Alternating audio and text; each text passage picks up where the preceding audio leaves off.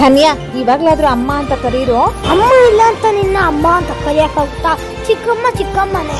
ನಮ್ಮ ಅಮ್ಮನ ಸ್ಥಾನ ನೀವು ತುಂಬಕ್ಕಾಗಲ್ಲ ಬಿಡಿ ಚಿಕ್ಕಮ್ಮ. ಹಂಗೆಲ್ಲ ಮಾತಾಡ್ಬೇಡ್ರೋ, ಬೇಜಾರಾಗುತ್ತೆ. ಚೆನ್ನ ಇದ್ದಿದ್ದೆ ನಾನು ನನ್ನ ತಂಗಿನ ಹಾಸ್ಟೆಲ್ ಯಾಕೆ ಆಗ್ತಾ ಇದ್ದೆ? ನಿನ್ ಜೊತೆ ನಿಕ್ಕೊಂತ ಇದ್ವಿ ತಾನೆ, ಬಾ ಹೋಗೋಣ.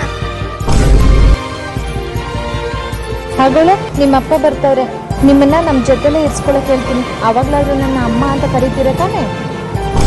ಏಯ್, ಕರ್ಕೊಂಡೋಗಿ ಬಸ್ ಬರ್ತೈತೆ ಹಾಸ್ಟೆಲ್ದು. ಅಪ್ಪ, ಅಮ್ಮ ಹೋದಾಗಿಂದ ನಮ್ಮ ಹಾಸ್ಟೆಲ್ಲೇ ಹಾಕಿದ್ಯಾ, ನಮ್ಮನ್ನ ನೋಡಕ್ಕೆ ಬರ್ತಾ ಇಲ್ಲ. ನಾನು ವರ್ಷಕ್ಕೊಂದ್ಸಲ ಬರ್ಬೇಕು. ಈ ಸಲ ಅದು ಒಂದ್ ತಿಂಗ್ಳಿಗೊಂದ್ಸಲ ಬಾಪ ಪ್ಲೀಸ್ ಅಪ್ಪ.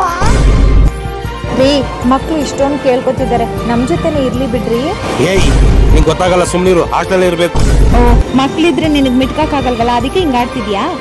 ಏಯ್, ನಿಂಗೆ ಗೊತ್ತಾಗಲ್ಲ, ಸುಮ್ನಿರು. ನಿನ್ ಹೊಟ್ಟೆಗೆ ಒಂದು ಮಗು ಬಿದ್ರೆ ಆವಾಗ ತೋರಿಸ್ತೀಯ ನೀನ್ ಅವತಾರನ. ಇವಾಗ ಏನೋ ಹೇಳ್ತಾ ಇದೀಯಾ? ನೀನ್ ಹಿಂಗ್ ಹೇಳ್ತೀಯ ಅಂತ ಗೊತ್ತಿದ್ದೆ. ಮಕ್ಳು ಆಗ್ದಿರೋ ತರ ನಾನು ಆಗ್ಲೇ ಆಪರೇಷನ್ ಮಾಡಿಸ್ಕೊಂಡಾಗಿದೆ. ಓ, ನಿಜಾನಾ? ಯಾಕೆ ಡೌಟಾ? ಬಾ, ರಿಪೋರ್ಟ್ ತೋರಿಸ್ತೀನಿ. ಇಲ್ಲ ಅಂದ್ರೆ ಇನ್ನೂ ಒಂದ್ಸಲ ಹಾಸ್ಪಿಟ್ಲಿಗೆ ಕರ್ಕೊಂಡು ಹೋಗಿ ಚೆಕಪ್ ಮಾಡಿಸ್ಕೊ. ಅವಾಗ್ಲಾದ್ರೂ ಮಕ್ಕಳನ್ನ ನನ್ನ ಜೊತೆಲಿ ಇರಕ್ ಬಿಡ್ಬೇಕು. ನಂಬೇಕಾ? ನಾನು ಚಿಕ್ಕಮ್ಮನೇ ಇರ್ಬೋದು, ಆದ್ರೆ ತಾಯಿ ಸ್ಥಾನ ತುಂಬೋದಕ್ಕೆ ನನ್ನ ಕೈಲಾದಷ್ಟು ಪ್ರಯತ್ನ ಪಟ್ಟಿದ್ದೀನಿ. ಏಯ್, ಅವ್ರ ಅಮ್ಮನ ಸ್ಥಾನ ನೀನ್ ತುಂಬಕ್ಕಾಗಲ್ಲ. ಚಿಕ್ಕಮ್ಮ ನೀನ್ ಬಾಯಿ ಮುಚ್ಕೊಂಡು ನಾನು ಹೇಳ್ದಂಗೆ ಕೇಳು.